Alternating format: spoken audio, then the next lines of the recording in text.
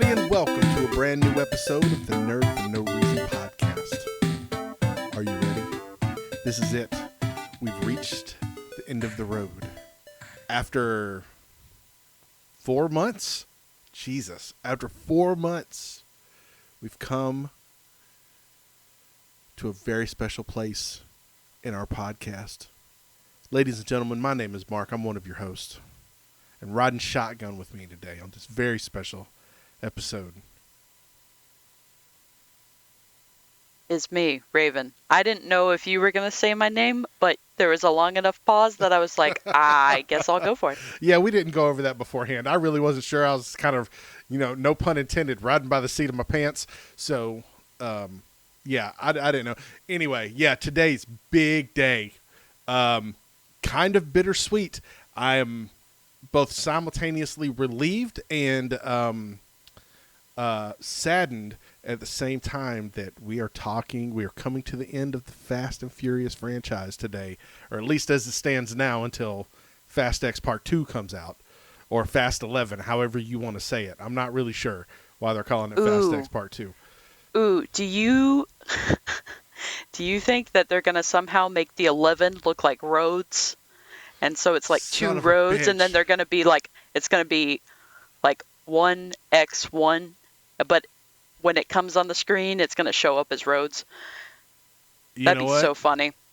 You know what? I would not put it past them. Oh, man. Yeah. All right, I'm calling it now. Okay. All right. We're going to mark the tape. We're going to come back to it. We're gonna rewatch all the Fast and Furious movies again when Fast X Part 2 comes out. No, God. we're not. We're absolutely not. We'll just stream all of them. The guys at work are because I talked to them about the podcast process and everything, whether they want to hear about it or not, and they're giving me a hard time now because I'm like, I am glad that we're done with it. Like, I've enjoyed this. This has been super duper duper fun. For one, because I do genuinely enjoy these movies. And it's been fun going through these movies and talking about them with you, Raven, because you haven't seen them. And the spectacle that literally 3 months ago we were just small time DVD boosters, stealing out the back of a semi truck. And now we're like international espionage spies. And dude, we're number one on the top 10's most wanted. Right. But we've come so far in just like the spectacle, especially in this movie where it is, I feel like this movie, we've really gone over the top. Like, it's become more of like the clown show that we always joke about it being. But it's been, I don't know, this has just been super fun for me. But the guys at work have been like, well, you can watch The Pacifier next. Or, dude, what was that other movie Vin Diesel was in? Chronicles of Riddick. He's like, oh, you can watch the Riddick movies. I'm like, I don't want to. No, he was in those? Jesus. Vin Diesel did that cameo in Tokyo Drift for the rights to the Riddick franchise.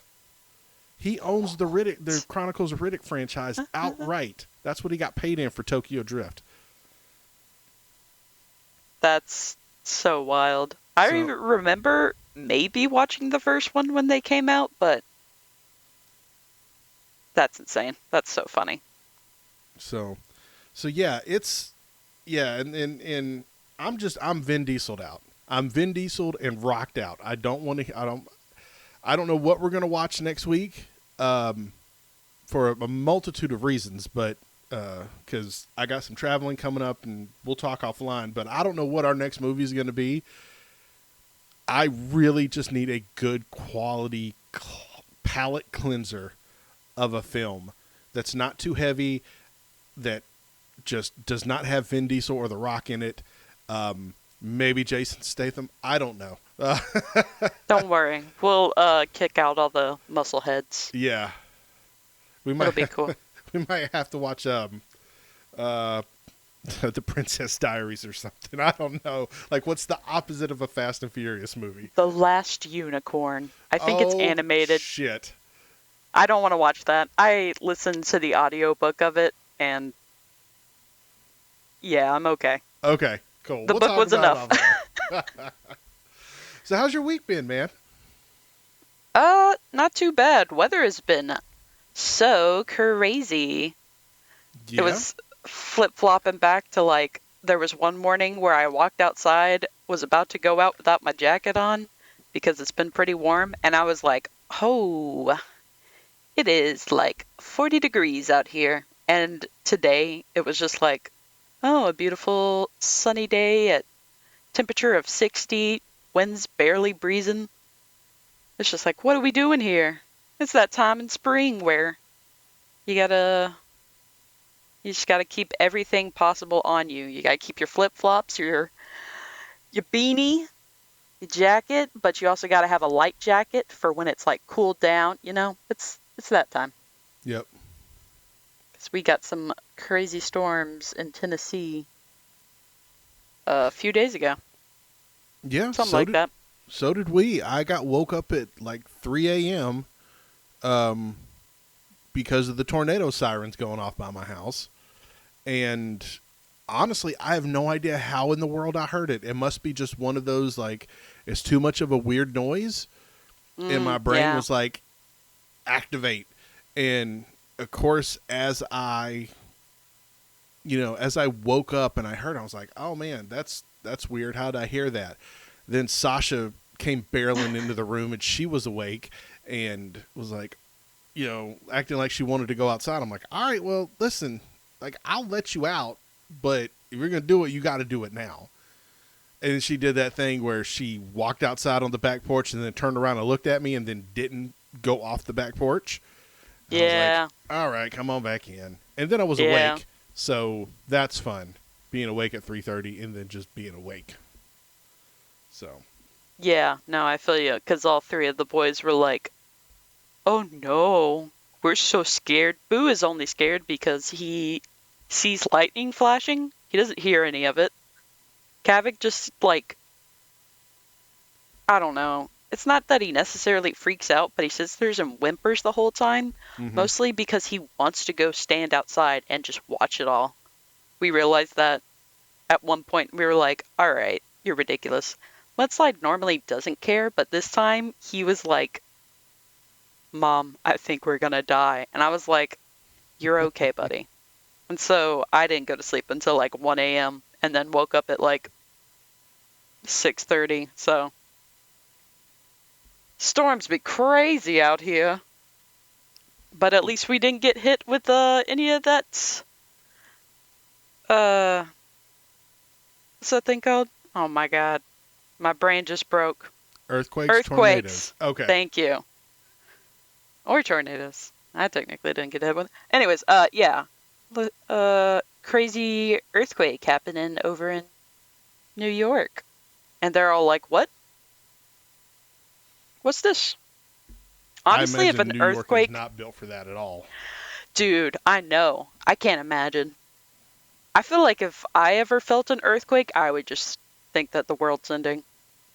I can't live anywhere that's close to those It fault lines. it is okay. It's only what I can imagine was an earthquake. Okay, probably about 10 years ago.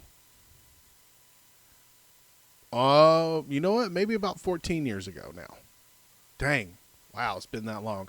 Um, there was a small earthquake, like I don't know, about 30 miles west of where I am, and one of those weird freak things that you hear about and it's like, oh yeah, this one place where there shouldn't be earthquakes, there was an earthquake. It was a real like low Richter scale one.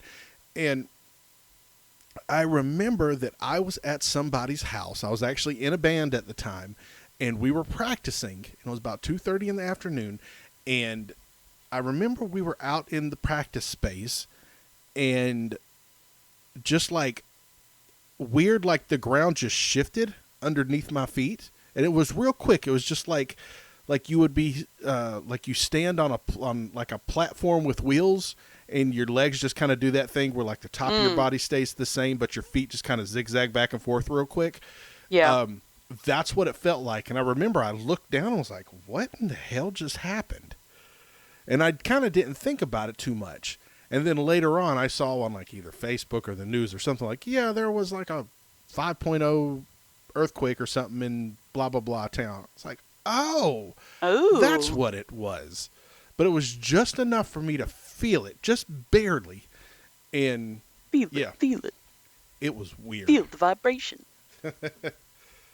And if you ever want to see like what real horror looks like to me, look up the clip of someone who filmed an earthquake underwater while they're scuba diving.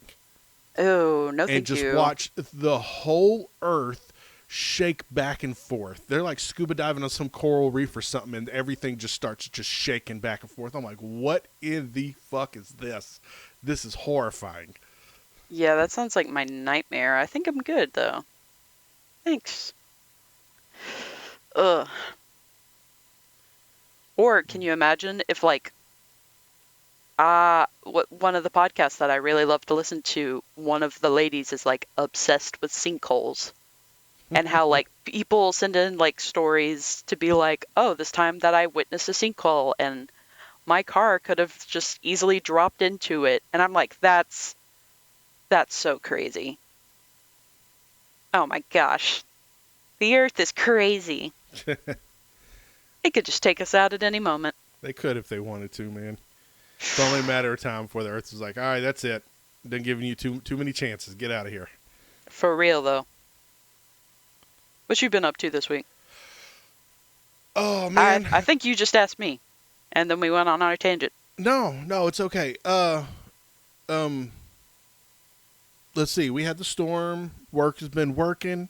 Yesterday, me and the girls and my brother Cody and his girlfriend, who you know, but for the audience, is about my other brother Cody and his girlfriend Nina. We went to a town west of here called Columbus, Georgia, and to a comic convention, and it was fine. Like we had a good time. The convention itself, I thought it was going to be bigger because of the people that they had.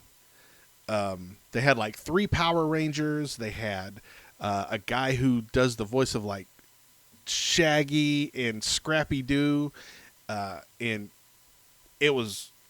he had a big display up. We'll talk about him in a minute. What do you mean the voice of Shaggy? Are we talking about my main man's? No, we're not talking Matthew okay. Lillard. He's the other voice of Shaggy.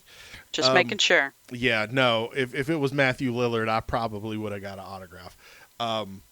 But I love that man. but we let's see who else is. And there was a couple voice actors that were there, and there were a couple comic book people. So, and a bunch of vendors, and I was really expecting there to be like a bunch of indie comic people there, because usually this brings out the indie comic people. There wasn't hardly. Right?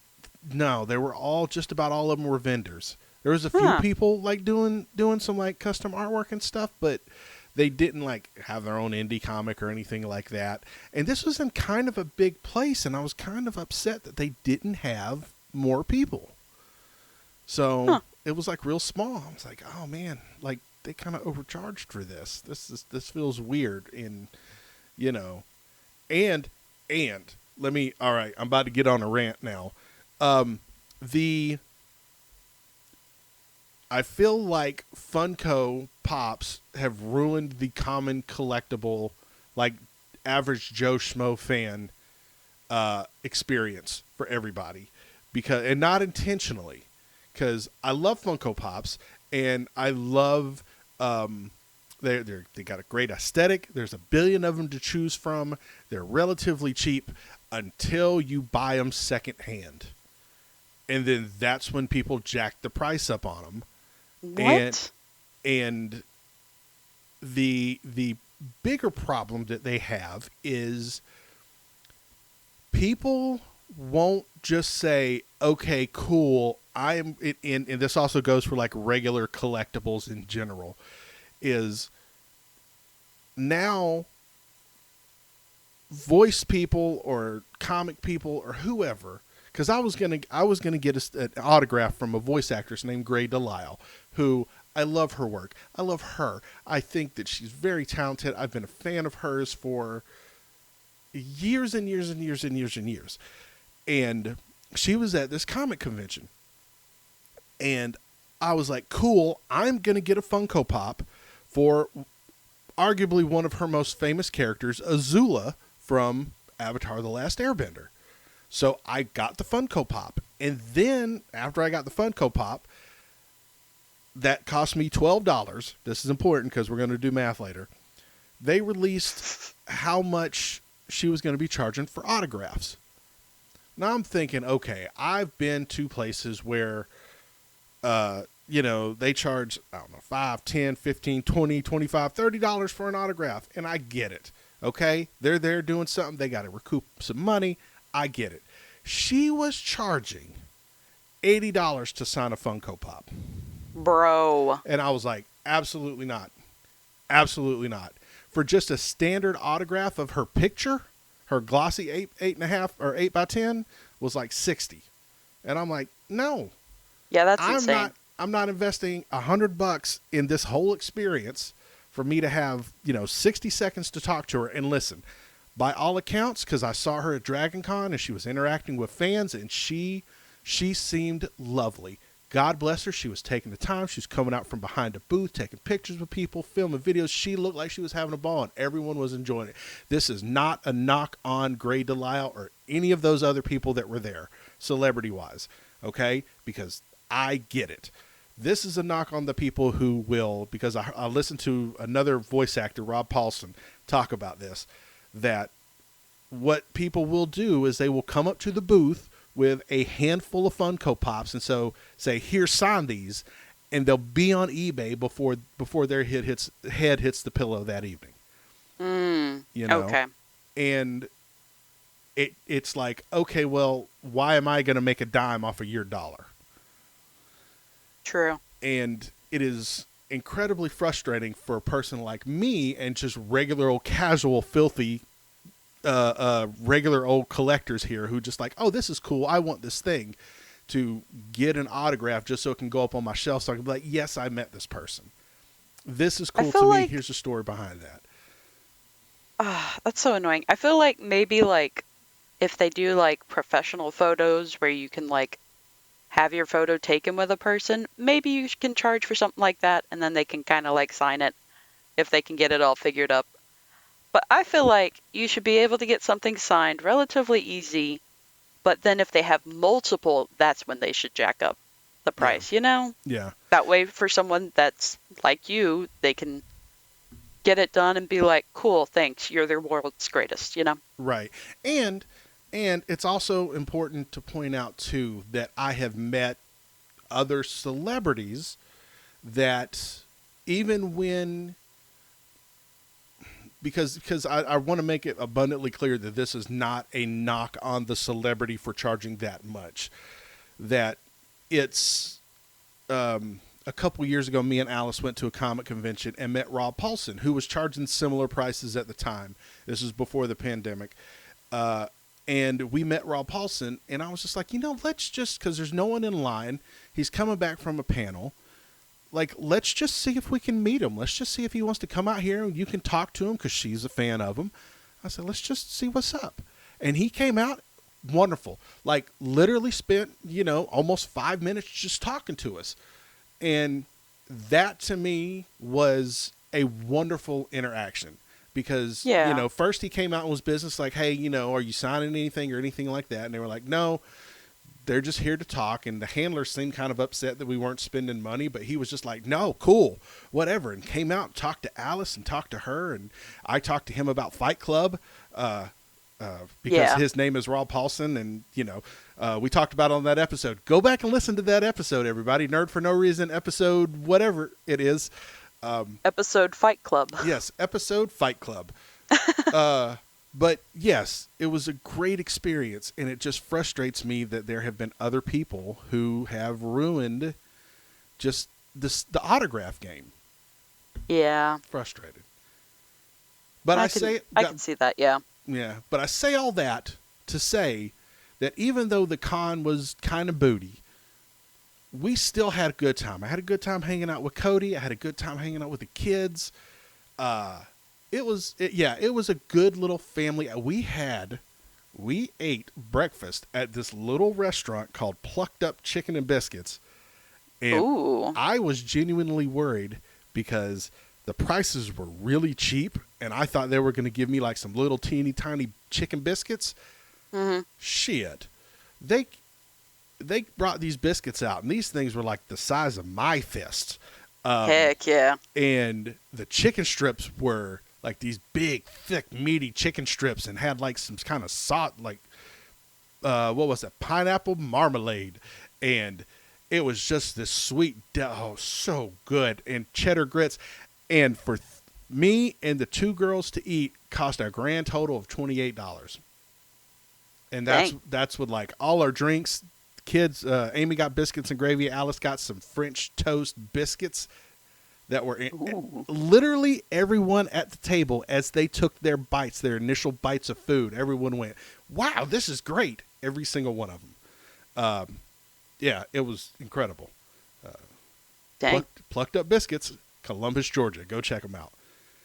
So, yeah, but it was a good time. It was a good time. I'm sorry, I'm rambling. Nah. You're all good. That sounds like a nice time. Plus, I know that you and I are both like, we love us some good eats, so. Oh, yeah. And hopefully the people that listen to this podcast also enjoy some good eats. I would love one of my, like, if I ever hit the lotto, this would be the thing that I do. If I hit that $1.1 billion lotto, I would absolutely film a web series that goes the length of major interstates. I would start in Miami at one end of I-75 and go all the way up to Michigan and hit various places, little mom and pop places right off the interstate. Oh, that'd be so cool. And yeah, I think that would be super fun. Just be like, yeah, man, here's Fat Boy's barbecue and all this other stuff. Yeah. Do like what was that guy? The Man versus Food? Yeah, kind of. That guy that was just like, well, just like in that way of like, look at this. This is what I'm doing right now.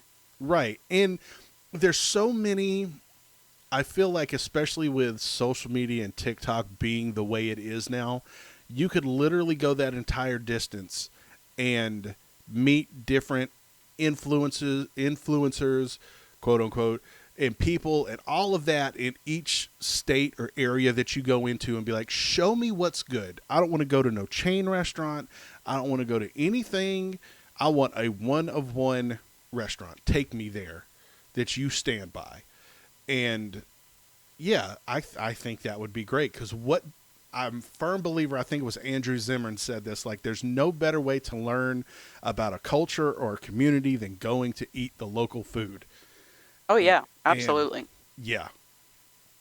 Dude, no, anytime that we like go on vacation, we'll definitely always ask for like recommendations, or else I'll like type in, best coffee shop around here, and I only look for like local ones. And I have found some wonderful coffee shops because I am a coffee fanatic, and so that's like my big thing. And even here in Knoxville, like people that have lived here way longer than me, I'm like, have you tried this coffee shop? No? Well, let me tell you the down low on this. I love just finding little places that you can just like tell different people about and just also boost up their little reputations and whatnot. It's a good time. Yeah. All right. Are you ready? Are you ready to do the thing? Are you ready to get into it? Let's drive on in. All right. Here we go. Big grand finale, man. We're coming around turn number 4. Coming in, we see checkered flag in the distance. Today we are talking Fast X Part 1. And if you didn't know it was a Part 1, then spoiler warning, man.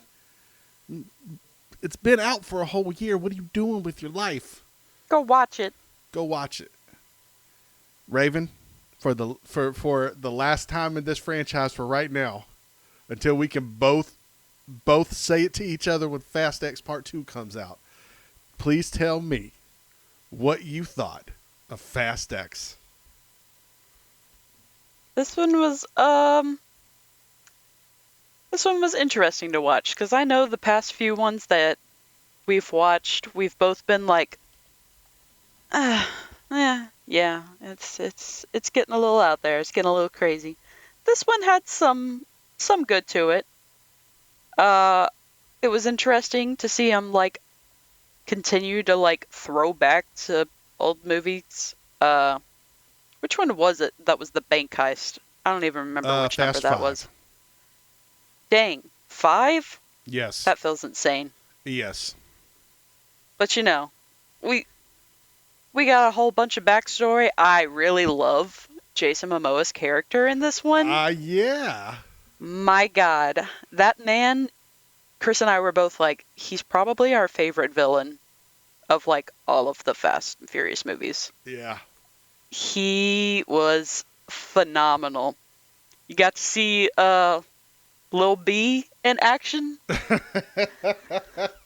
And man, oh man. Yeah. That'll be fun to talk about. But yeah, this one was definitely way better than a lot of the previous ones that we've watched. So I was a little happy with it to get some like good stuff that I wasn't trying to like zone out in because, it wasn't so crazy. But yeah. Yeah. How about you? How did you feel about it? I feel, especially after 8 and 9, because 7, we always sing the praises of 7. 8 and 9, it was very much like they were trying to course correct after Paul Walker's death. They didn't quite know what to do, so they were just like, just throw everything at the screen.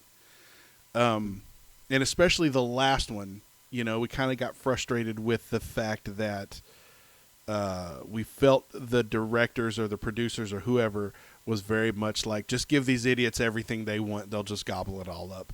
And this one seemed like, maybe thanks to Jason Momoa, they were like, okay, we know what we're doing now. Okay, we got to provide just a little bit of camp, and we got to have the right balance of everything that's going on for the most part. And we can balance out all this absurdity on screen by having our main characters play it straight, and then have an over-the-top character like Jason Momoa, whose motives are excruciatingly clear. He's like, I want to torture and eventually kill Dominic Toretto and all of his family for ruining my family. And that's it. That's all the motivation you need. We don't need some wild MacGuffin. We don't need this, that, or the other. We just need Jason Momoa, who has the same resources that our heroes have and is an absolute menace and has planned everything out. And it is, and I said it before, and I'll say it again multiple times, that it 100% feels like Jason Momoa walked on set and goes, I got it. I read the script. Your lines are horrible, but I know where you want to get to at the end of a screen. So I'm going to go into wardrobe, and when I come out, you be ready to roll. And he comes out in the purple shirt with a purple Chevy Super Sport, and is like, "What's up, bitches?" Because Dude, he was so charismatic. Fantastic. I love Jason Momoa in this. This is my favorite Jason Momoa role. I described his character as psycho flamboyant. Yes.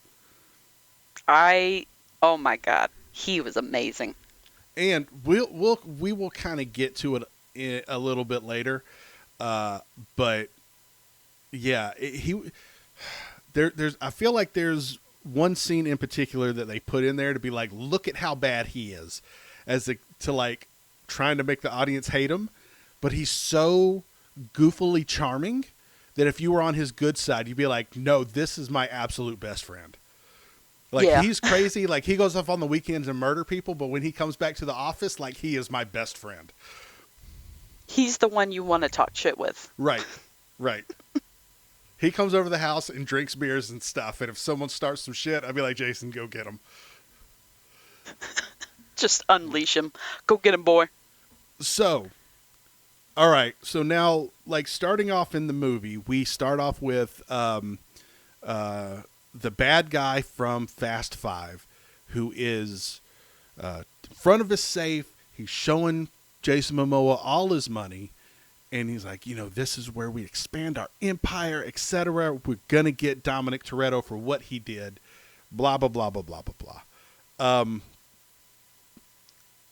Did you go back and look at any of the footage from Fast Five to see if there was ever like someone in the background or any of that other stuff?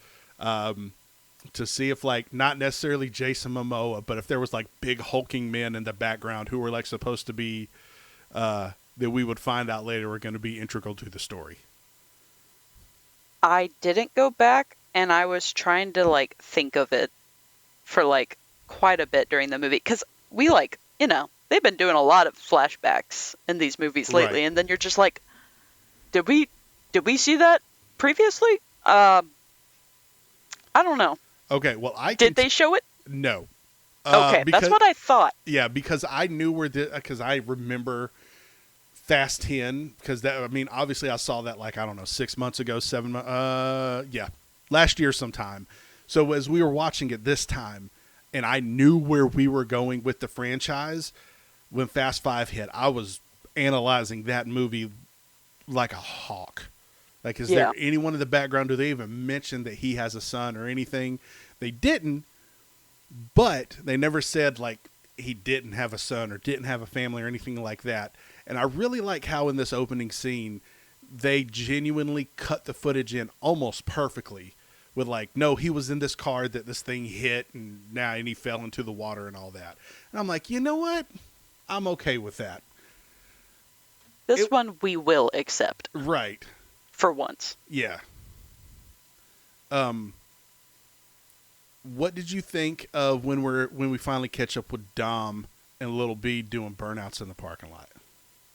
Dude, when the car was spinning around, Chris was like, oh shit, it's little Brian.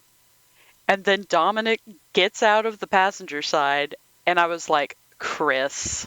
Then it just cuts to him, and we're just like, what is this? And so Chris was like, wait, this just said that it was like, previously it was 10 years ago, now we're in modern day. So this kid's like 10 doing this shit right now. Yeah. I was like, hey, you gotta teach him young. We already know that he was having him help out and work on cars in like the last movie or whatever, so.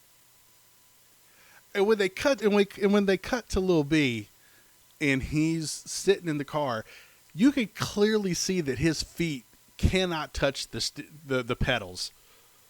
It is the wildest thing. Like, they gotta like super scoot his chair up. Right. He can barely see over the steering wheel. Yeah. Yeah, that was insane for them to just be like, yeah, we'll make the kid do all this stuff. And then that kid out there trying to drift. Yeah. And then we cut to the house. Was it 1327? We cut to the house that's rebuilt. It's beautiful. They're having a barbecue. Abuelita's there. And this is a great little kind of family preparatory scene. It's a very, everyone's there. I'm happy. Roman's being Roman, and it's great. And I kept thinking the whole time, like, man, I miss Brian. I miss Big Brian. Because clearly Mia's there. Where's Brian? So yeah, it's so weird that they keep like bringing Mia back, and it's like, oh, Brian's watching the kids, and it's like, at no point would the kids want to come to like the family cookout. Right. I don't know. I get you, because I remember you saying something about it and just being like, oh, I don't know how I feel about it. And I'm on that. I'm on that for sure. Yeah. Also, I just want to make note. Do you think Corona is getting like a percentage of this movie from advertisement? Oh, they absolutely have to. Because everyone in that scene was holding a Corona except for Little B. Right. Oh no, they absolutely have to be because I think um I mean they've been touting Corona for what, almost 5 movies now? Like Mm-hmm. by name labeled out, hey, we like Corona to drink. It's Dom's favorite. Right. We always keep it in hand. Well, no. What was the? I can't remember what the hell movie it was now. Where it was like, "Can I get you a beer?" And he's like, "I'm more of a Corona man," and he pulls out that whole bucket of Corona, Mister Nobody Yeah. does. So yeah, Well, I mean, that got kind of brought back in this movie, too. yeah, So, fun times. Yeah. That was such a nice little, like, wholesome scene. And then we're, in bedtime. And then Cypher just shows up with, for the first time, not super fucked up hair. yes, yes. It was a little Literally in my notes, chaotic too. just because, she went fighting and stuff right before she came, and that whole scene was just so insane to watch with Dom, like, big buff with his hands around her and just trying to be like, I would kill you right now, blah, blah, blah. And then Letty's just like, with the silencer, like, hey, buddy, there's someone here that shouldn't be here. Go hide. That whole scene was just insane to me. Yeah, It and was so funny. it's. You're right. They didn't mess up her hair. Thank goodness. Finally, after however many movies now where she's had a messed up haircut, she actually has a decent haircut. Pulling up in the all electric DeLorean, which looked like it came straight out of Tron. And we get kind of our first real scene with Jason Momoa, where he shows up and he's like, "Hey, I'm the big bad guy, Dante." And I feel like if you're going to introduce a villain, this is how you do it. Yeah. Because it was very much I'm here to get this thing to reach my goal. I want God's eye to get my goals.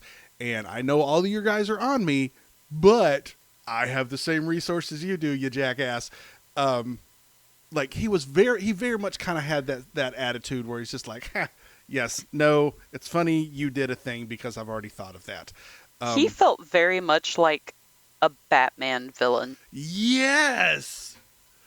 Like, so much. It was insane. Oh, man, The fact you're that so he right. literally, like, stabbed that one guy and then just, like, puts the blade in his mouth and is like, I was like, sir?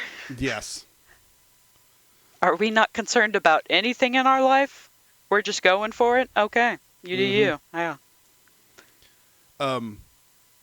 Yeah, and he looks like he is just having the absolute best time.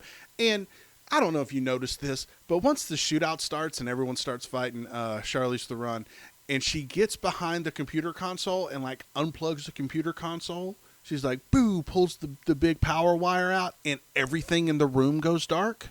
Mm-hmm.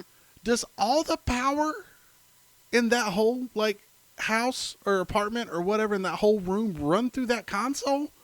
I mean, Like, what do we do? Again, this is she's my crazy brain enough doing that brain she things. probably would, though. Probably. Like, that's kind of how her character is, of just being like, I control everything. I have the switch. I have the one connector. All right, you do you. That's fine. Yeah. No. Then we go to Rome. To Rome. So we're in Rome. Roman is in charge of the mission in Rome. I love Ludacris's Ludacris and Ramsey's interaction in this movie in particular, because I feel like this is the I don't know, their relationship has matured to a point where it's like, I am not going to overtly pressure you into dating me, but we have enough mutual respect to where, we're friendly enough, but we can flirt with each other. Like, we're Yeah. not ever going to cross that line, but we'll just kind of back and forth, and we have a good kind of thing going on here. Let's just not ruin that. And I love that for these characters, because Ramsey and Tej in this movie are exquisite. They are my Yeah. favorites in this whole They're a movie. good little combo. I like them. I'm not gonna lie. I really like Han's car way more than Roman's. So Oh, yeah. suck it, Roman. His car was so cute. Yeah. I would love to drive something like that.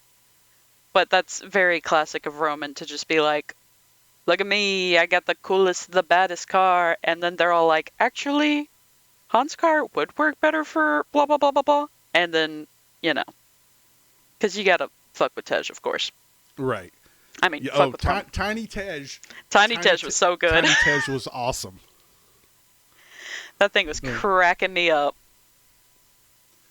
Go ahead. Yes? Oh. I was just gonna say, of course, Dom can never go anywhere without a fucking charger. Because he just shows up in fucking Rome and is like, here's my muscle car. Dude, just get with it. We get that this is like your thing, but are you literally just like flying these cars out everywhere you go? Anyways. Yeah, I don't like. I'm with you on that. And honestly, I'm kind of at the point where Vin Diesel to me is the weakest link in this franchise now. We have Thank God somebody said it. We have all of these like colorful characters who are just fun to be around, because they kind of accept the fact that they're in this weird position doing all these weird kind of wonderful things, and without hitting it too much on the nose like Roman did last movie. You're like, no, yeah, we're in Rome, we're doing this thing, and we get to play with cool toys, and we doing this kind of crazy life. But Dom is like, I'm too stoic to be affected by this. No, man, like, it's cool.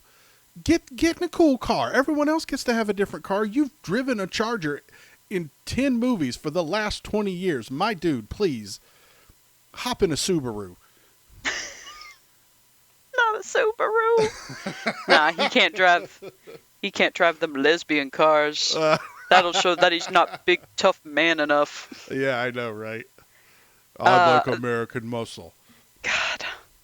The whole time that, like, he was driving around trying to, like, chase that bomb, I was like, dude, what if he, like, does his classic little wheelie and he, like, lands the front of his car on it and it stops it? I was like, Chris and I were really hoping for that.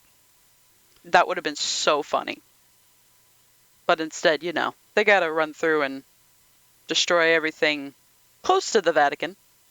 Man, this was so wild to me, because this was very much seemed like there was an intern or something who was playing Rocket League, and the writer was probably like watching this kid play Rocket League and was like, this is perfect. Why have we not done this in a Fast and Furious movie yet? This game's how old?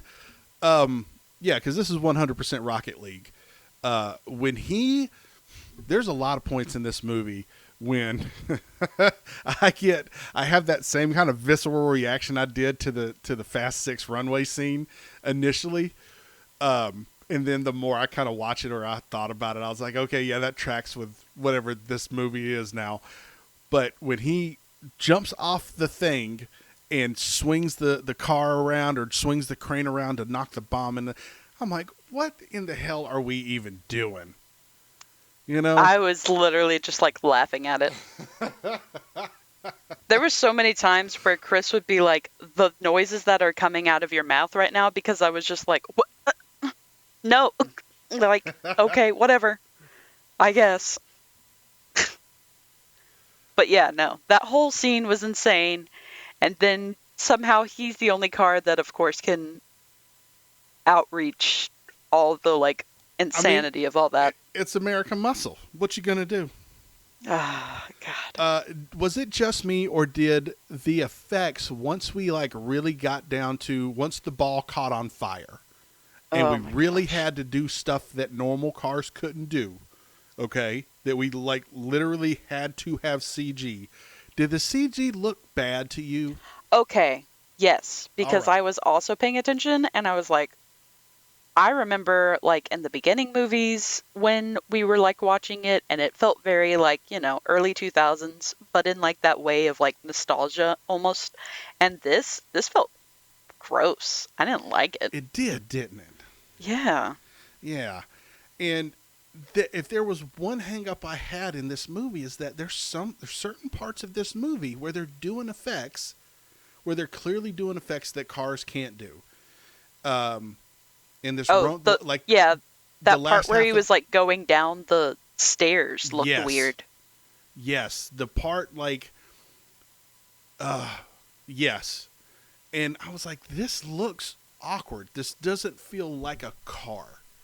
And I get that you can't, drive a Dodge Charger down these steps or whatever, but it looked gross.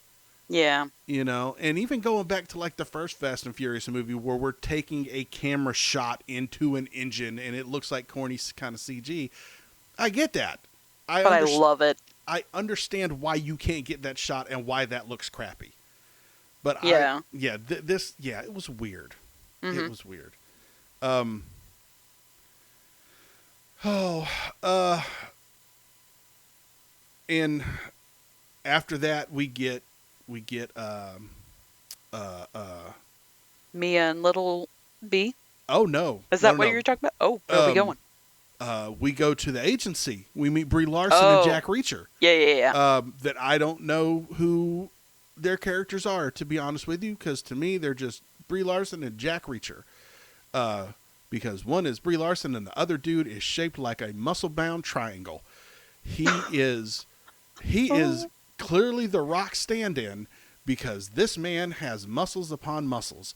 Um, but this is the most effective recap of the entire franchise that we've seen through the entire franchise, where Mhm. he Yeah. is like, we started off boosting DVD players and now we're doing this, and it's meta, it's not cringy, it genuinely feels, and this is not the first time in this movie up to this point or after, where we get like, hey, we're coming kind of to the end of life on this franchise.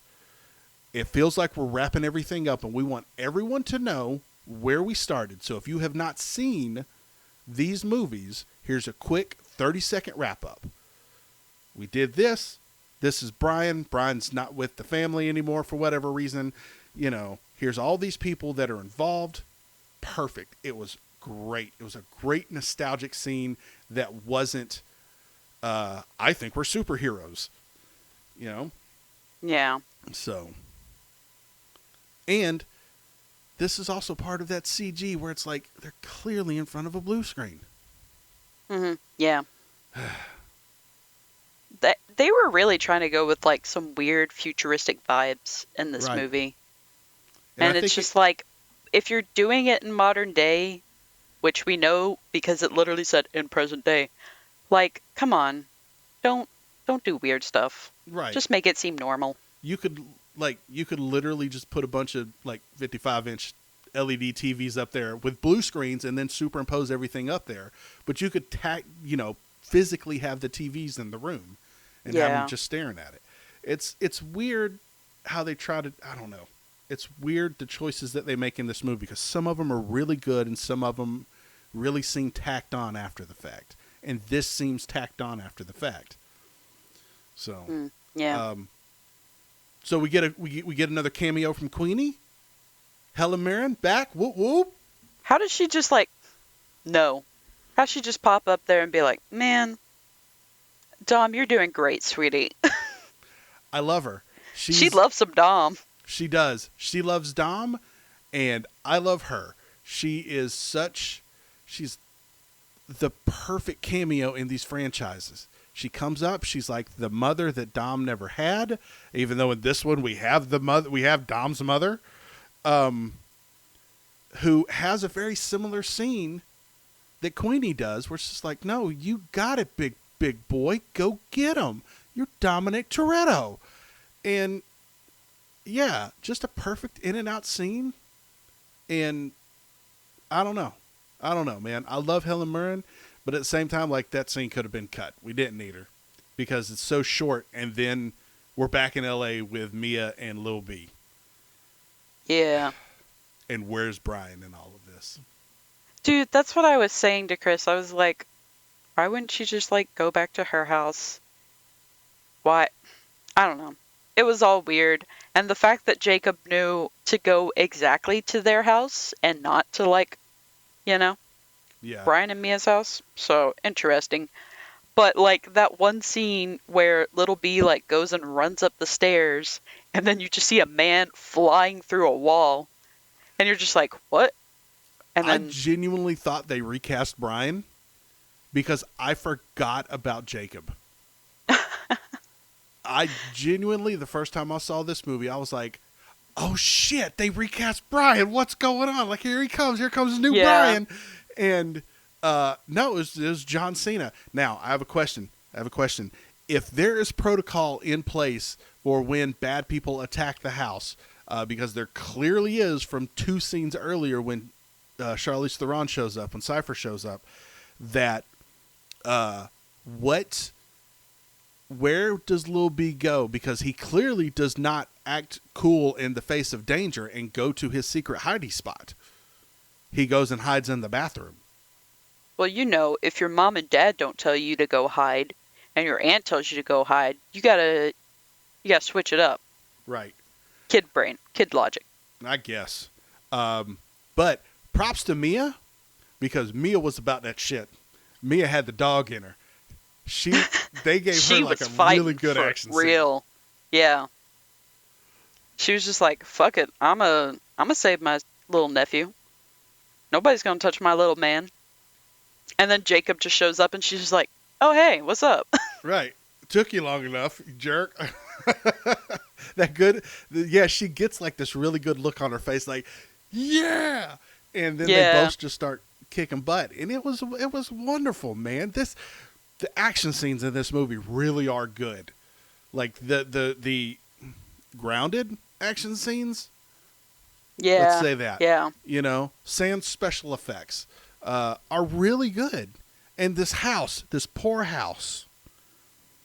This house has done been blown up, set on fire. This lot of shot. land is just cursed.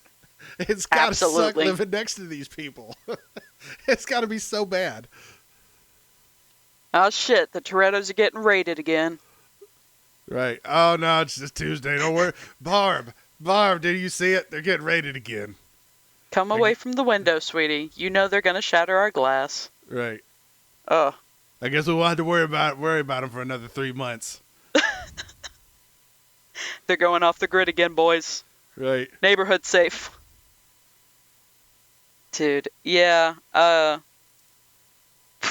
Little B and Uncle Jacob, their little combo team this movie was very interesting to see. Because, you know, the last movie, John Cena's character was kind of a dick, because he's like, I'm a secret spy and I do all this crazy stuff and I do whatever's needed of me. Now I'm a cool, funny uncle, and I drive this little beat up car. I have my tapes. My nephew doesn't get it. I'm gonna wear silly little outfits and stuff.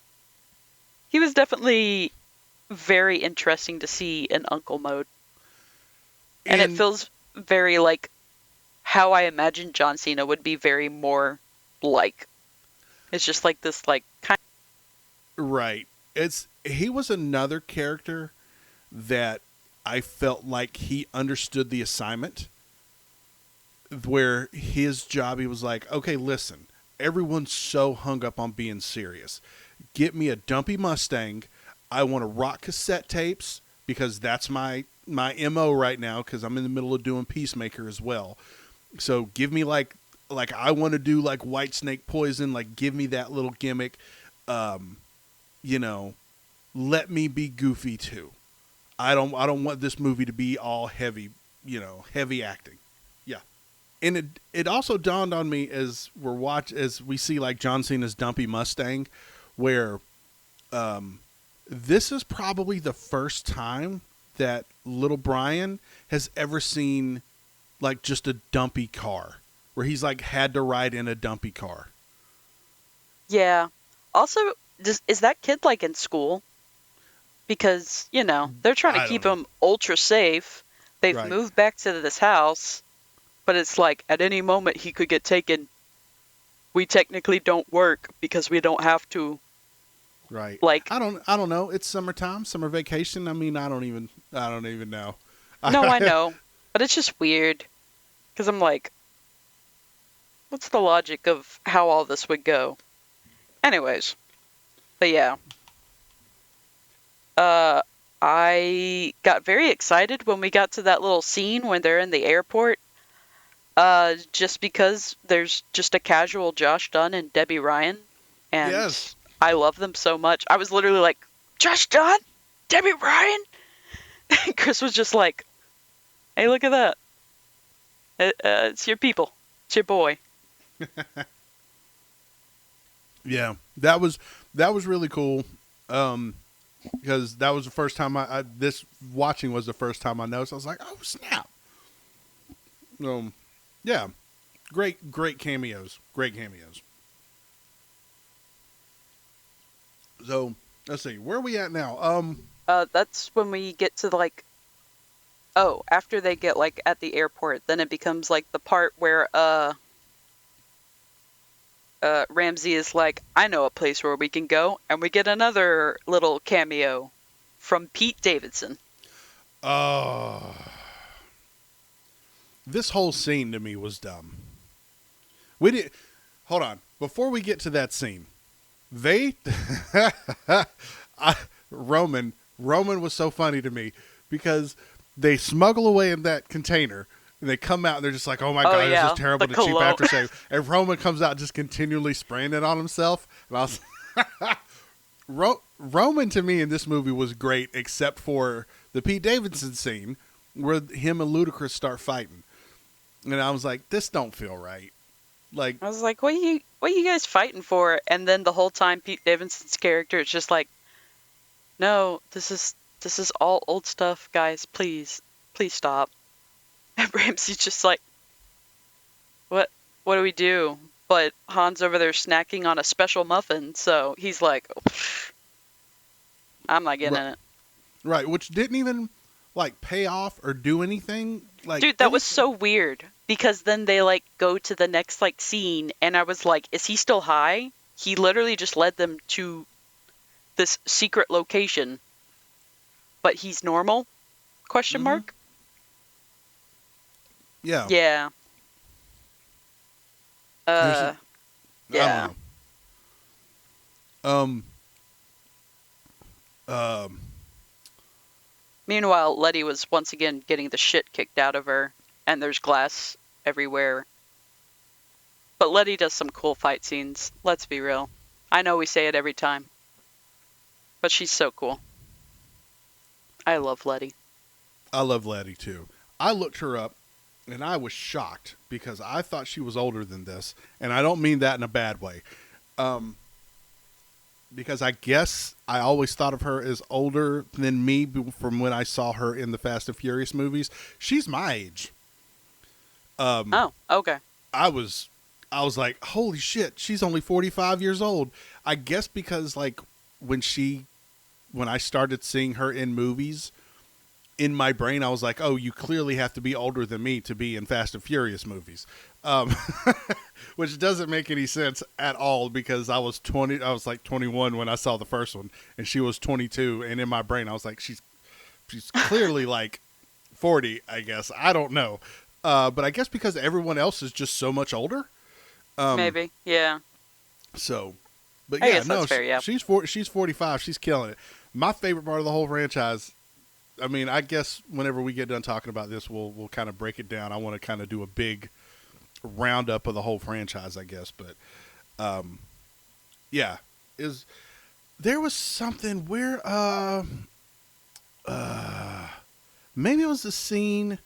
Oh, that's where it was. Before before Letty kind of wakes up sitting next to Cypher and she gets her ass kicked. Which kind of, by the way, I enjoyed that fight scene. I thought that was a really great fight scene. Mm-hmm. Those stunt people, I don't know if they're stunt double awards, but they deserve something because they were killing it. When Brie Larson and Letty are talking to the holding cell, I think Michelle Rodriguez says something to the effect of "game recognizes game," and because I wrote that line down, I was like, "Who the hell writes this stuff?" Yeah. And his name is Dan Manzui. Yeah, I was like, "What do you mean game recognizes game? That doesn't even make sense in this situation." I don't know. It was really weird. Yeah, no, there's been a lot of like times that I like write down some of the things that they say and it just like cracks me up. There was this one that it was if it can be done in a car, they did it. And then the next one right below it, it's like a cult with cars. Yeah, they say some silly little things in there. But yeah. All right, can we talk about the Rio scene, the Rio car show?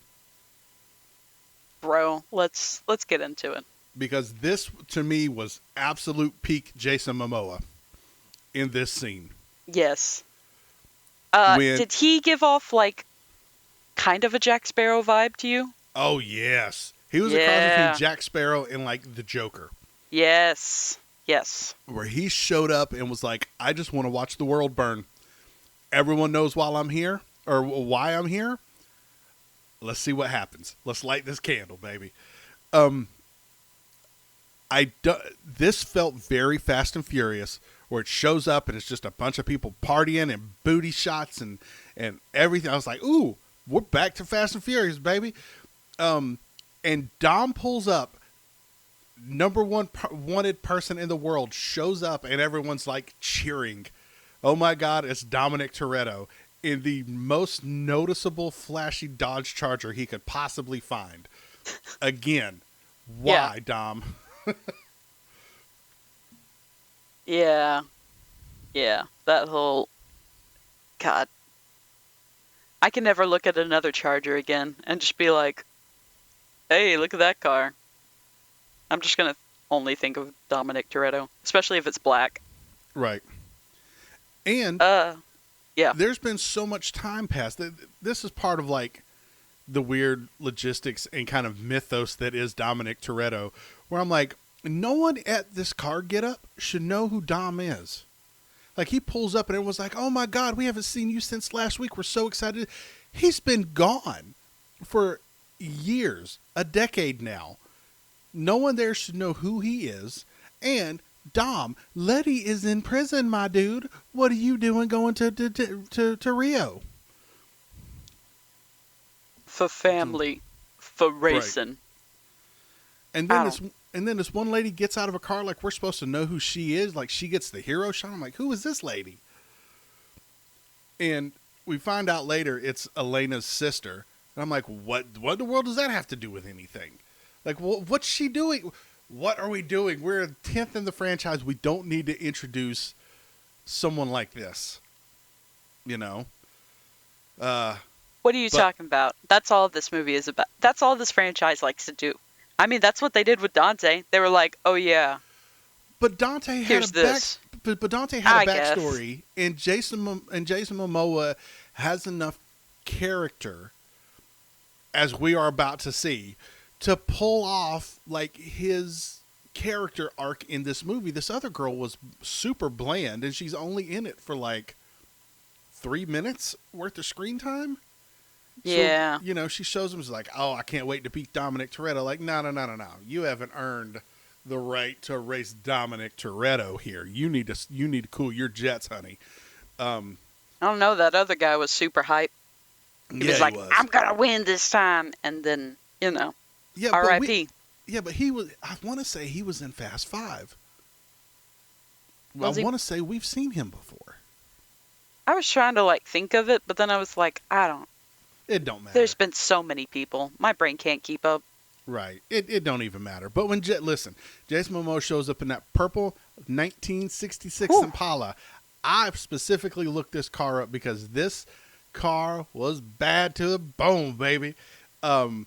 This to me is the absolute perfect example of Jason Momoa walked into the wardrobe trailer, came out with that purple blouse on, the purple scrunchie, said, "Do my nails up, ladies," and went in there. And as the kids say, 4+4. Ate that whole scene, left no crumbs. I'm sorry, I just gotta leave. Said 4+4 crumbs. That's hilarious. Thank you. You're welcome. You're welcome. Dude, I love Jason Momoa's like whole aesthetic in this movie. Like from the way he like does his hair, the way he has his nails done, his clothes.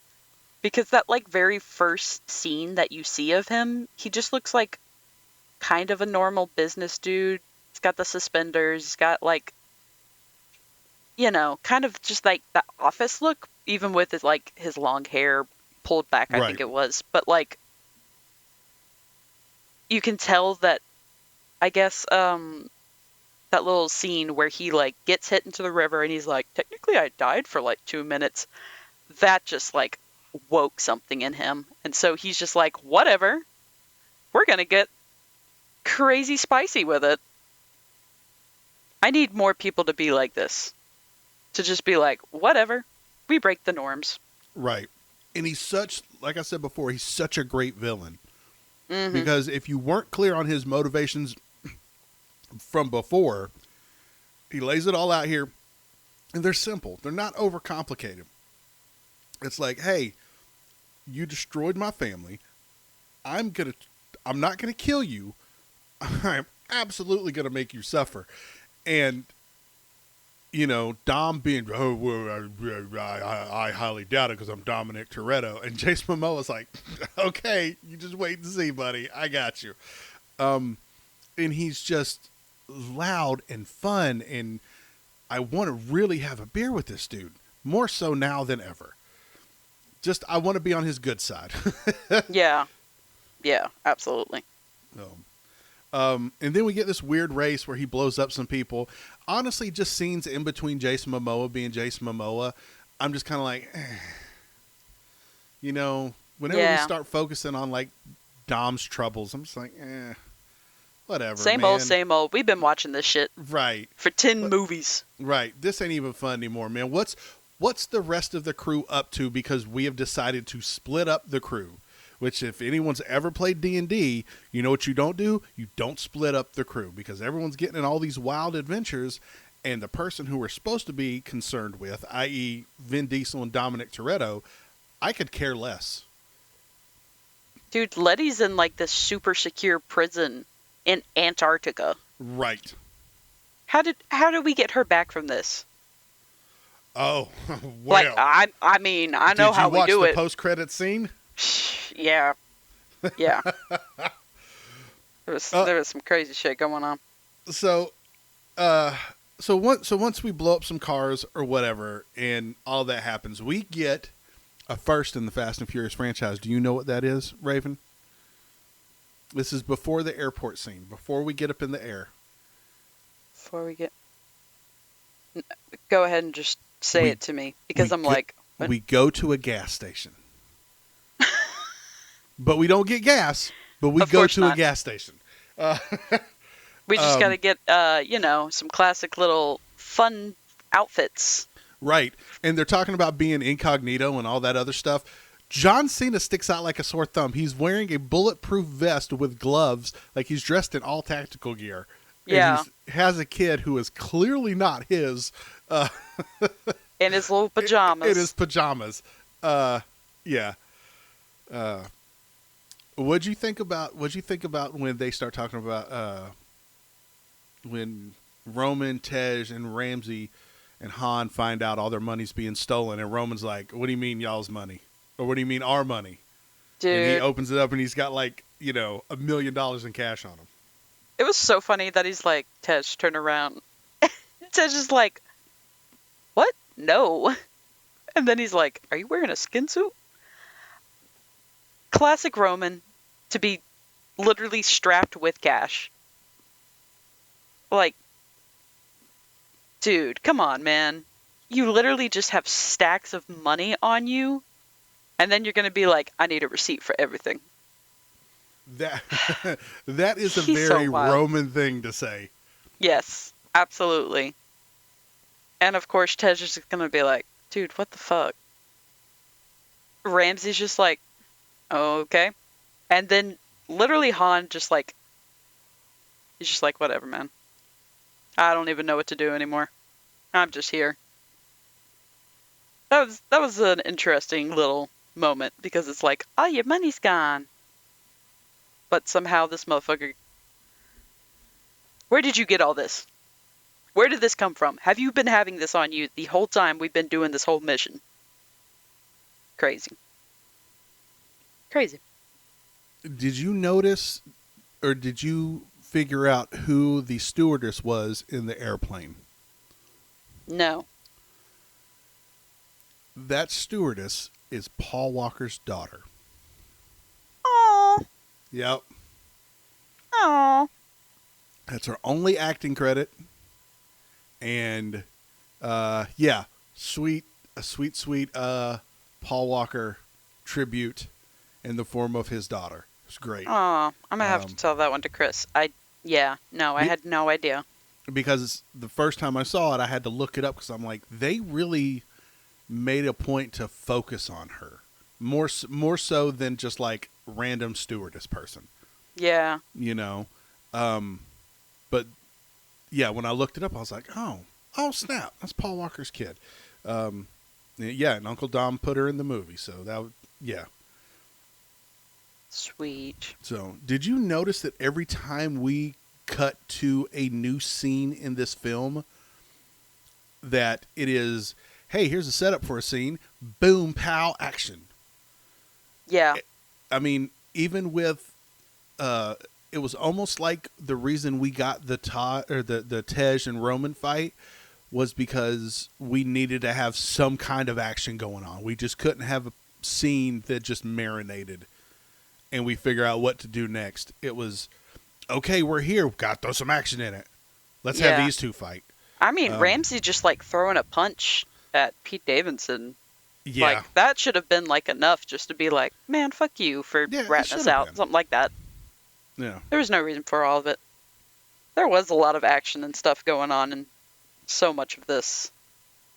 That was just like, what? Right.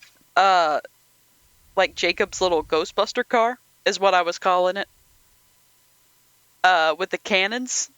Oh, that were just, yeah. Like, that was insane. Also, the fact that you thought that he was just carrying around a kayak, and it turns out it's just like this little tiny airplane. Right. Because, of course. Why not? Because, of course, he's going to get that through TSA. Right. I don't know. It's weird the things that we're supposed to suspend our disbelief on in these movies. Yeah, it's crazy. And let's see, where are we at?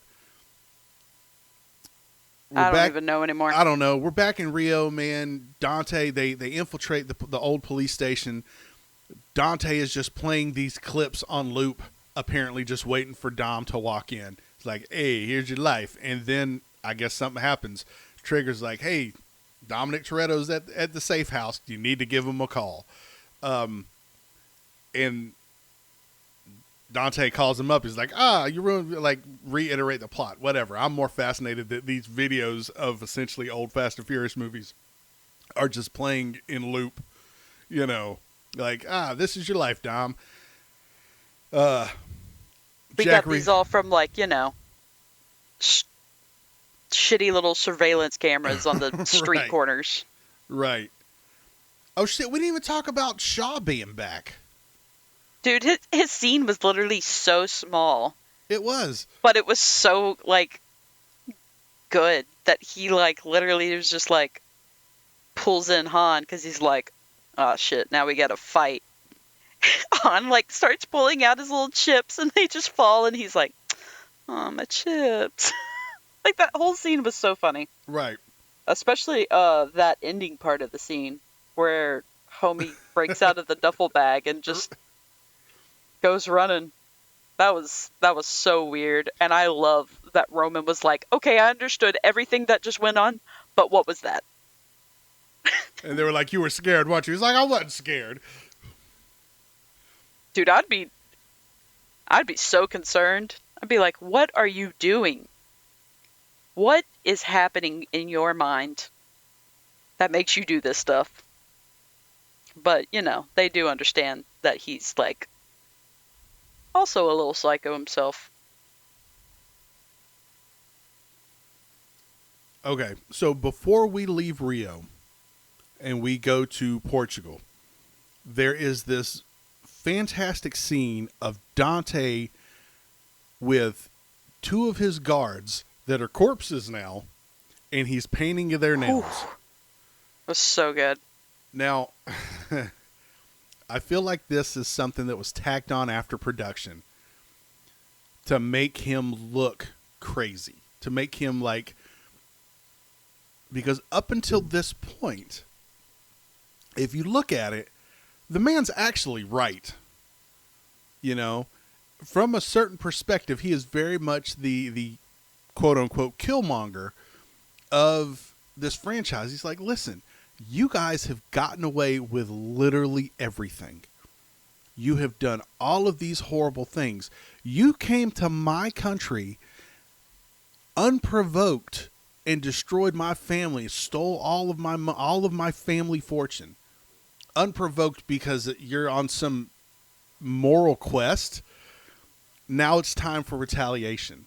And I think they only shot this scene as a way to be like, Dante is truly a psychopath, because this is clearly the most psychopathic thing he does. Yeah. But I think like this was the producer's attempts to kind of steer the audience to be like, no, he really is crazy. He's dangerous. Dom and them are right. But yeah, because every other scene you're like, no, this is a clear retribution for these people that have gotten away with literal murder. Yeah. Also, you got to think about like the amount of like casualties that they also just like inflict on people. Oh, absolutely. Driving that safe around Rio, we talk about this in just about everything where they Oh, do I know. all of this wild stuff. You know, last week it was magnets, and they're just, you know, literally slinging cars and stuff through buildings in London. Yeah. So yeah, no, Dante's right. Yeah. You know what? Let him cook, as the kids say. Oh. All right, so when we get to Portugal and we see the safe house and we see the what'd you call it earlier? What kind of car? Oh, the Ghostbuster car? The Ghostbusters car. When we see the the Ghostbusters Charger. When did Dom have time to go to Portugal and work on a car? Hey, man, we don't question anymore.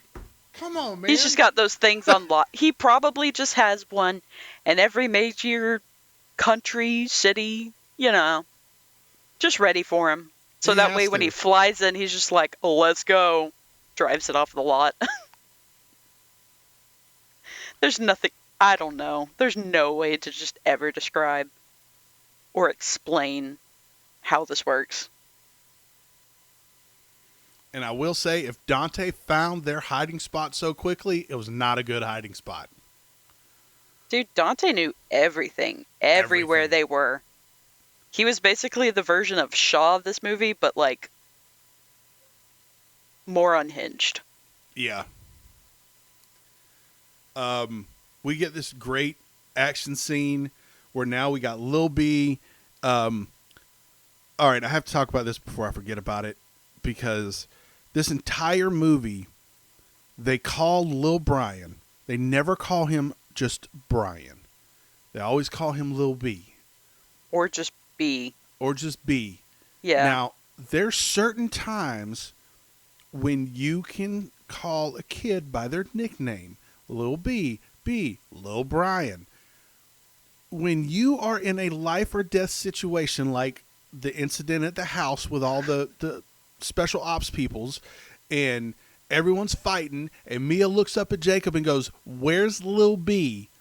No, you should look up there with panic in your eyes and goes, "Where's Brian?" Because I don't think there's going to be any confusion in that moment who you are referring to. Yeah. They're always like, "Lil B, no," or "Lil Brian, no." No, Brian. That's the kid's name. Yeah. Dante literally like just snatches him out of Jacob's car. He's like, Lil B! Tommy got Lil B! That's how you know that they straight up never call him Brian. Right. Just insanity. Right. And I don't know. This scene with Brian and Jacob where they're driving and they're blowing shit up and Brian gets on the back of this car and straightens out the missiles and then we start, Dante steals Brian and Jacob blows up and all of this. This scene is great to me.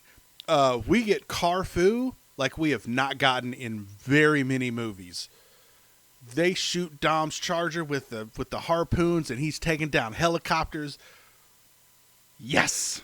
Okay, but Jacob did not have to like shoot himself at the fucking bad guys. Let's be real. He has cannons. Like, literally you have cannons on your car. Just shoot all of them. I don't know. It was insane.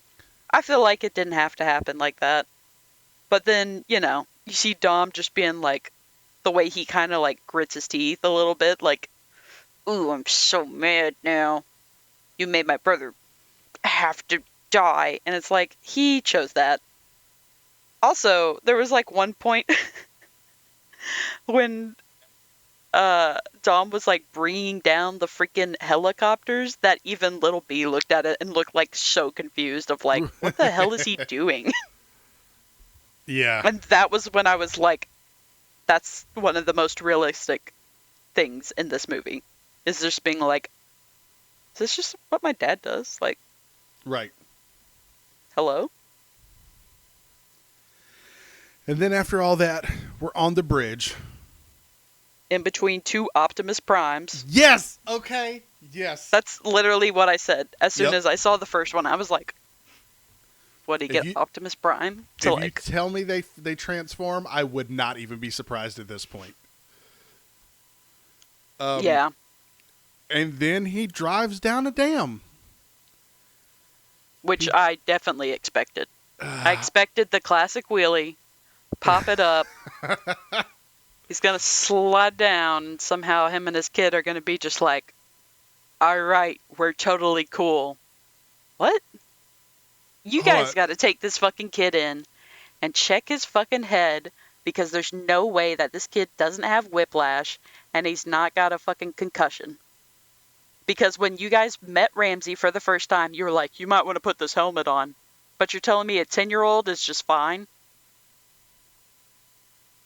No. Mm. And they say this great line. Vin Diesel goes, "You made one mistake. You never took my car." I put it down. So funny. And then they do a turbo internal motor shot from like Fast and Furious 1 as they're going down the bridge. This fantastic. Bravo. No notes. No, except clean up the CGI. Fantastic. Yeah, that scene. moment where he just became, Ghost Rider. Right. With a fucking Dodge Charger. What'd you think of the big twist when Jack Reacher is the one who shot down Tej and Roman's and Ramsey's plane? Man, fuck that guy. It makes sense that it's like, I want to get rid of these hoes. Mr. Nobody should have never liked them. I don't like them. I'm going to take them out. All right. Whatever. You do you, man. Unnecessary, but you do you. Yeah.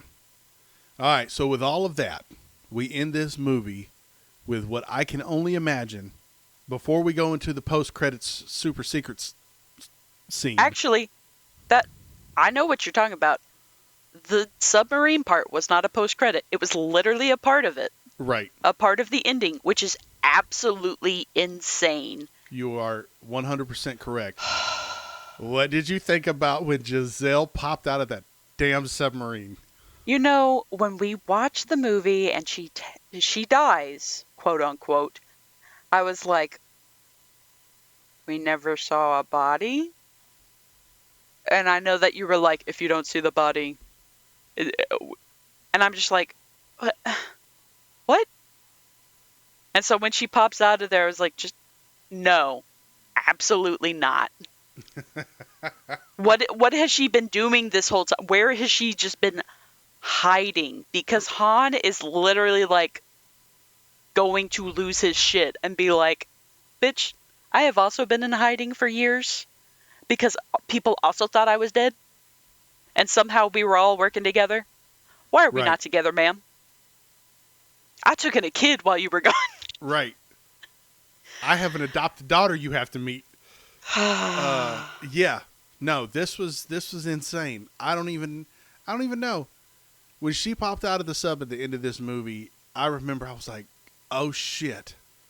She's back. This is great and horrible at the same time, and Wonder Woman is clearly not going on as a franchise because she can't do both." Which leads me to my next point, our post-credit scene where we find out that The Rock and Vin Diesel buried the hatchet and Hobbs is back, baby.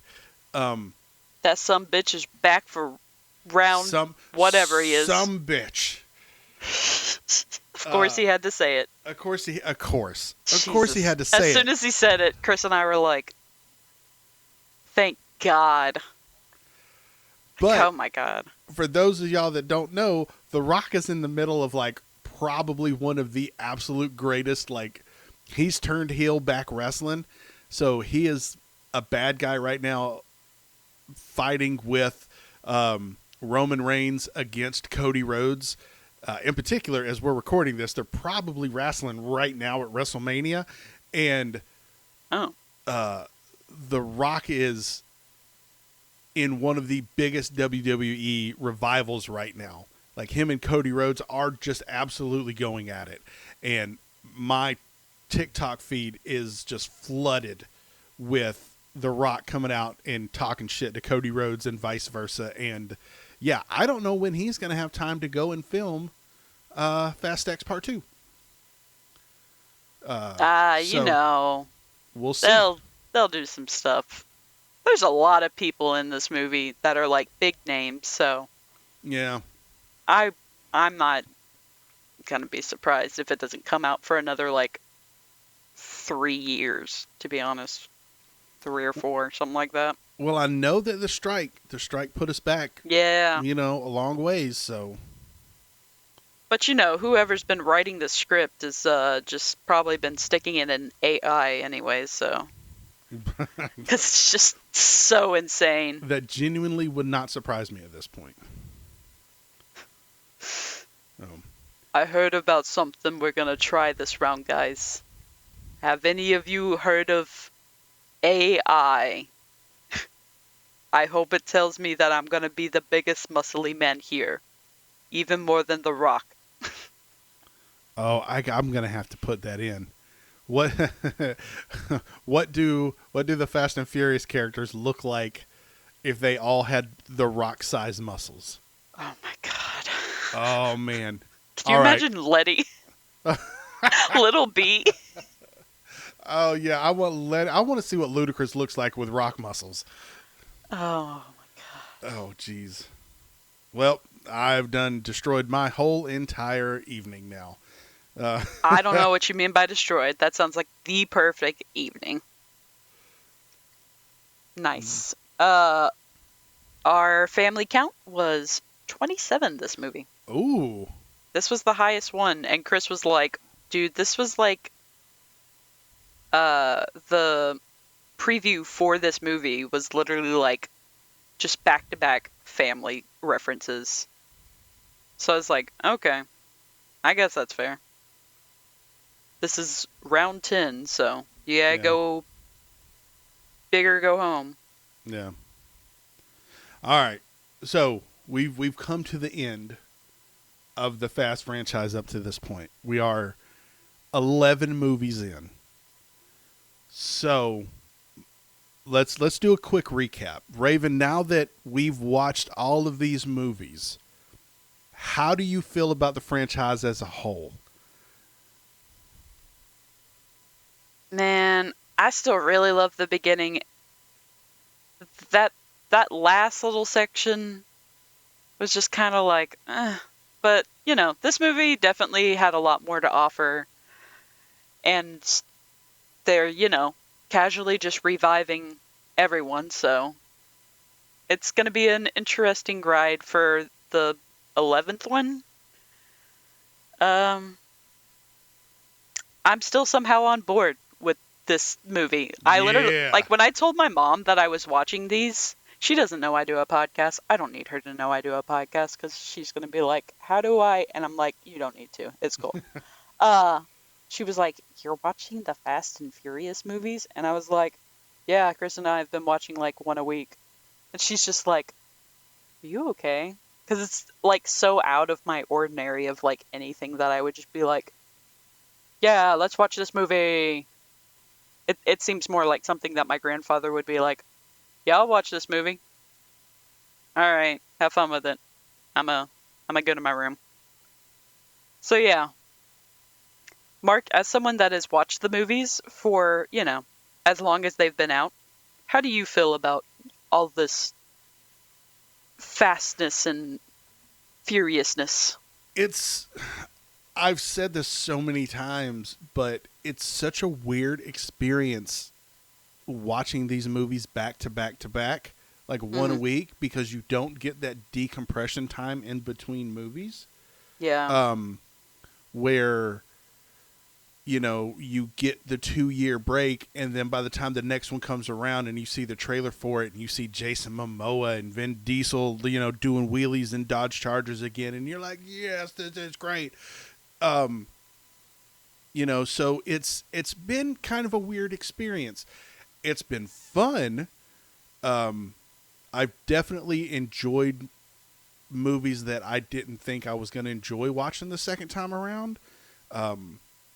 Surprise hit for me was actually Tokyo Drift. I really thought that Hell I yeah. really thought I was going to hate this movie. But honestly, I think either 8 or 9 might be my least favorite in this franchise. Agreed. I think 7 is my favorite, which I thought for sure like 6 was going to be my favorite with the long runway, because as we were God. talking about it and we're watching it, I'm like, man, this is a really fun movie, and I've done come to grips with that. But 7 was a 2 hour long podcast. This might end up being a 2 hour long podcast, but every It's getting there. single scene that we talked about, we were like, this is great. This is so awesome. And they handled Paul Walker's death great. And I still genuinely think that this is, or that Fast 7 should have been where they ended the franchise. I agree. It was the perfect bow on top for everything, and everyone was back where they needed to be. They did a great send off to Paul Walker. They should have left it alone. Yeah. And we, or at a minimum, legitimately killed him off in story, so we didn't have to keep shooting around him and asking questions. Asking questions Yeah. like, where's Brian at?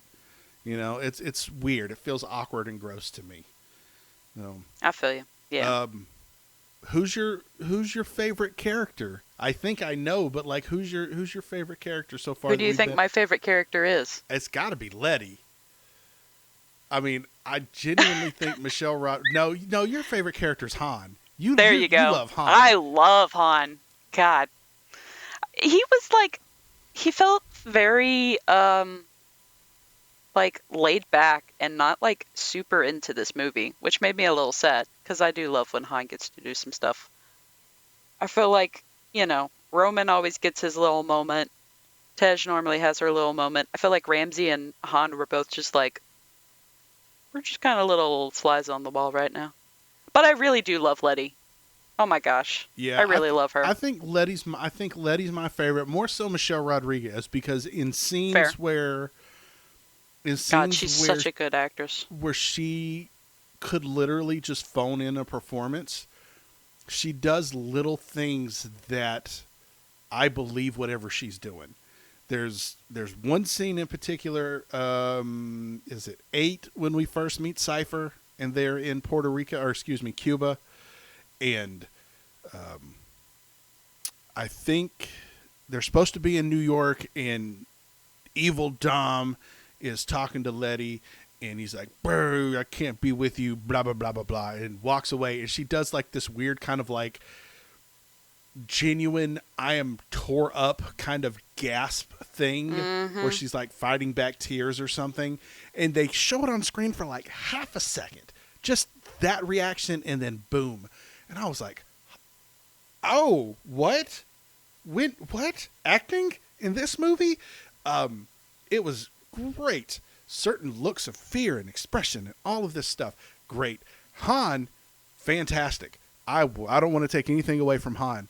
I feel like this movie in particular, they gave Ramsey more to do, because Mm-hmm. Yeah. they were like, oh yes, I've been reading up on cars and I know about cars and stuff now, and they give her a little bit more agency in this movie, I think. I love Ludacris' character. I've become more fond of Roman's character, and have become become less fond of Dominic Toretto in general. He is a boring character to me at this point, because he has Absolutely. one facial expression. Dude, I feel like if I were to watch the first one again, I would just be like, let's just cut Dom out. Let's just make this movie about Brian. Yeah, This whole franchise, it's just Brian. just That's Brian. all I know. Yeah, I agree with you. So, um, Jason Momoa in this movie in particular was the much needed shot in the arm that this franchise needed at this point. I I was so excited when we got to this point, because I was hoping that you had the same reaction that I did about Jason Momoa. Or it was just like, yes, I'm going to play this character like the flamboyant Joker. Let's go. So good. Fantastic. Chef's kiss. All right. Well, I can't wait for the next trailer to come out next year sometime. And when that happens, we are absolutely going to talk about it. And I cannot wait to get your immediate reaction. So it's going to be great. Nice. Yeah. All right. Do you got anything else you want to say about Fast 10 or the Fast franchise as a whole? Nah, man, I think we've gotten it. All right. Word.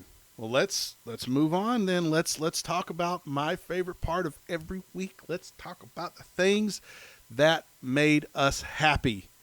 Raven, please tell me what has made you happy this week.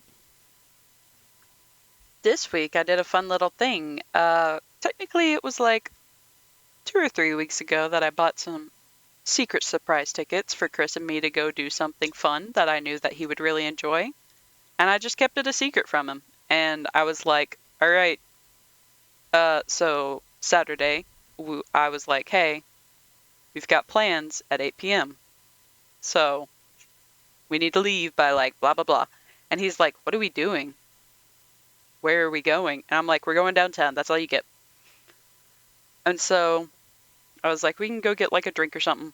And the place that we were going to had like a little bar connected to it. So as we were like walking to the bar, he like looks up and sees that it says Cowboy Bebop Live.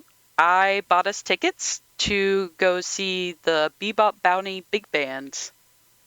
And it was so amazing. It was so fun. It was where they, like, this group of like 8 people, something like that, maybe. Yeah, like 8 to 10 people do like this fun jazz version of music from Cowboy Bebop, and they had like a screen behind them so that they would play like little scenes from the show and the movies and stuff. And it was just so fun and it was so amazing. And Chris was just so excited. And like the whole time we were just having a great time. And yeah, I really enjoyed myself. And I was like, I really need to actually rewatch all that. And so I think Chris and I are going to rewatch Cowboy Bebop at some point. Word. Mark, have you watched Cowboy Bebop? I have tried to, and it's like once I get a couple episodes into this ludicrously short series, Yes. I get a couple episodes in, and then something happens, and I get distracted, and I don't watch it anymore. That is my own fault. I know it, and I am so sad. But I've tried to watch it, and every single time I get like 2 or 3 episodes in, and then the kids show up, and I'm like, all right, well, I can't watch this anymore. So That's fair. Yeah. But yeah. Maybe one day you can try again. But anyways, what about you? What's made you happy this week? oh man, okay. So the first thing that has made me happy, or better yet, just a funny thing that happened that was super hilarious to me, and I'm going to try to make it through the story without losing my shit, was, I guess maybe it was Wednesday or Thursday. I'm not real sure. But I was at the house, went to sleep. The dog hopped up in the bed with me, Sasha. She hopped up in the bed with me, and at some point in the middle of the night, she does what she usually does, and she, like, slowly but surely, like, nuzzles up against my feet to where, like, my feet were literally hanging off the bed. And I'm like, dog, come on, man. Like, I can't move my feet around because she's, like, literally laying in the spot where my feet go. So I get up out of bed. I push her over. I crawl back into bed. And now I've got up and have done something, and I'm really fighting to get back to sleep because it's like 3 o'clock in the morning. And probably about 20 minutes after this incident, I do something, and I, like, very lightly touch her. And it scares her so much that it wakes her up out of a sleep, and she is ready to pounce. She wakes up, like, growling and snarling. Ooh. She wakes up, it's like, and Dang. and immediately is like, where am I? She does this. She's like, and immediately then is just like, I don't know what's going on. Because I look down there and I'm like, dog. And she's looking around confused. And I'm like, hey, you okay? And she comes up and she, like, comes up to, like, my chest and head and, like, is laying there like, I don't know what just happened, Dad. I was really scared. Something brushed my leg. It was scary. Oh. And then I had to kick her out of bed because then I couldn't sleep because she was, like, laying right on me. But yeah, it was hilarious to me. So that's one thing. The second thing is, where I work, I love where I work. I have to say that out front. I love where I work. I work for some really great people. Holy shit, I hadn't even talked about the April Fool's Day joke that my boss played on somebody. Oh my God. Okay. Put a pin in what I was about to talk about. I have to tell you about the greatest April Fool's joke I've ever seen played at work. We have a big meeting of our little group of like 20 people. Okay. We usually have it once every 2 weeks on a Tuesday. Well, we had something going on. So our boss on Monday was like, hey, we're having that meeting today. So we go all pile up in this conference room, and I'm sitting in the corner with a couple of my buddies. It's not a big conference room. And I'm sitting there, and it's me, my friends. Well, it's my friend Simon. It's me. On the other side of this corner is my friend Adam and my friend Jason. And right as the meeting is about to start, I start noticing a few different things are off, and it's weird, but not weird enough for me to be like, hey, why are you doing it this way? my boss, who usually sits at the head of this conference room table, is not sitting at the head of this conference room table. And I'm like, okay, well, I mean, that doesn't really matter too much because, he's not that kind of guy. Like, I have to be the figurehead of this whole situation. So he's just kind of sitting wherever. He's talking to one of his buddies. And then a cop shows up with our section commander and another military uniformed person, and walks in and is like, hey, we're looking for so-and-so. And it's the guy sitting next to me, and they come up to him, and this guy is he's perfectly calm. He's like, okay, and he's like, I need to verify some information with you. He's like, what's your name? What's your address? Blah, blah, blah, blah, blah. And he gives him all that. And he's like, did you just go on a trip to Herbert Field, Florida? He's like, yes. He said, okay, well, we got a word back that there was an incident down there involving you, and there's a warrant out for your arrest. So I need for you to stand up and put your hands behind your back. Now, as someone who has been arrested before, this is when literally everything fell apart, because this whole thing went on for, 3-4 minutes. Stone silence in the room. Everyone was super quiet. Yeah. When the cop walked in and said, hey, I'm looking for this guy, my buddy Jason was sitting on the other side of him, got up and went to the end of the row, was like, nope, peaced out. And I was sitting there just watching the whole thing. And when he stood up and said, I need for you to put your hands behind your back, he took his dip bottle and put it in his back pocket. And the cop didn't say, don't do that. And I was like, oh, this is nonsense. Because that was like my biggest giveaway, because I was like, the cop would be like, nope, don't do that. And the cop put the handcuffs on him, and the guy's looking at his buddy he was TDY with. He's like, do you know what this is about? And he's like, nope.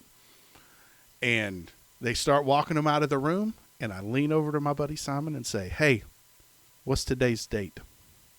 Mm-hmm. And he looks at me weird, and I'm like, what's today's date? And he looks at his watch, and by the time it dawns on him, my boss stops the cop. He's like, hold on, I want to say something. And he stands up and he gives like some little speech. He's like, when you go TDY, you represent us and this, that, and the other. And I want you to know, don't you ever fuck with me at that conference again, giving me that little flight suit. And we all laughed because a week earlier, or 2 weeks earlier, we had this big conference, and as a joke, this dude, well, actually, he didn't even buy the suit, but someone bought a little miniature flight suit, a baby-sized flight suit, and presented to him at this conference. Was like, hey, we got you a flight suit that fits you, because he's kind of a short dude. And they had like patches made for it and everything. It was like, this is like retaliation for you, happy April Fool's Day. And the great thing about it is we had a new military guy in the shop, and his wife is the first sergeant at the police squadron on base. So it was like, he set it all up. And our our section commander, this 05, was like, sure, absolutely do it. This is hilarious. I'm like, Jesus, this is a great place I work in. I've never worked in a place so fun before. Everyone was laughing, having a good time. This is great. We watched some dude get arrested, and then at the end, we all joked and laughed about it. So great. Now I say all that, I'm looking for a promotion, and I have an interview in a couple weeks that at a place that I've never worked for. It's still with the government. It's just in a different section of the government, and it's for a different command, probably working on airplanes I've never worked on. If my assumptions are correct, it's for systems that I've never touched before. So they're going to be like, hey, what do you know about this? Nothing. But it's a promotion, so I don't know. Do I go in there and try to give it like my full-hearted and say, hey, I really want this job. Let's do it, because I might mess around and get it. Mm-hmm. But it is like a substantial, bigger chunk of money, like a lot. So, I don't know. Yeah. Ooh. So we'll see. Exciting news. gosh. Yeah, we'll see. I mean, we might know something because I'm going on a work trip in a couple weeks for the week, Mm-hmm. and we might know something in a couple weeks. You know, because they were quick. They were quick when they hired someone else out of our shop. So, yeah, there's no telling. But Nice. if I don't get it, I won't be upset. But if I Mm-hmm. do get it, I'm going to be scared. Ooh, yeah. Yeah. I mean, that's fair. But, you know, sometimes change is good. Yeah. It's a little nervous. I get it. But you'll do what's right for you, man. Yeah, I'm going to try. So, all No right. try, only do. We do it for family. Do it for family. All right. Well, Raven, let's. Why don't you tell everyone where they can find you on the social media, and where they can find the show on the social media? You can find me, myself, and I over on Instagram at That's So Raven Ellis, or I also hang out on Twitter at super_Raven. You can find this cute little podcast that we do on whatever social networks you want to. Hey, what's up, Twitter, Instagram, YouTube, a bunch of other things that I'm not on, but Mark runs accounts for because I don't know what they are. But yeah, just about look all us up. social medias. But yeah, Mark, how about you? You can find me on just about all the social medias at Turtles Do It. Yep, that's the quick and simple part of it. Make sure you check out our YouTube, Nerd for No Reason on YouTube. We're doing good. We just crossed 50 subscribers, which isn't a huge number, but considering 28 days ago we had less than 10, so Hey, I'm yo. thrilled. I'm thrilled that you guys are listening to these because we have been putting in some hours on these podcasts. These last couple, we have been what usually runs an hour. I mean, I think we're pushing 2 hours right now. We just crossed the 2 hour mark as I'm saying this. So, yeah, like I'm grateful that one, you guys are listening to the show or at least checking it out in some way, shape, form, or fashion. It really does my heart good. Make sure you follow us on the social media, subscribe to us, all that other good social media jazz. I love you guys. I don't know what we're doing next week because we're done with this and we don't have a plan. And now we're back to our old ways of going, what are we going to do? Just tune in and find out. So, yeah, I guarantee it's going to be fun. Yeehaw. So, and saying all that, you guys go and do something wonderful in the world today. You guys go ingest the coolest new medias out there, and we'll see you again next week on the Nerd for No Reason podcast. Farewell. Goodbye, everybody.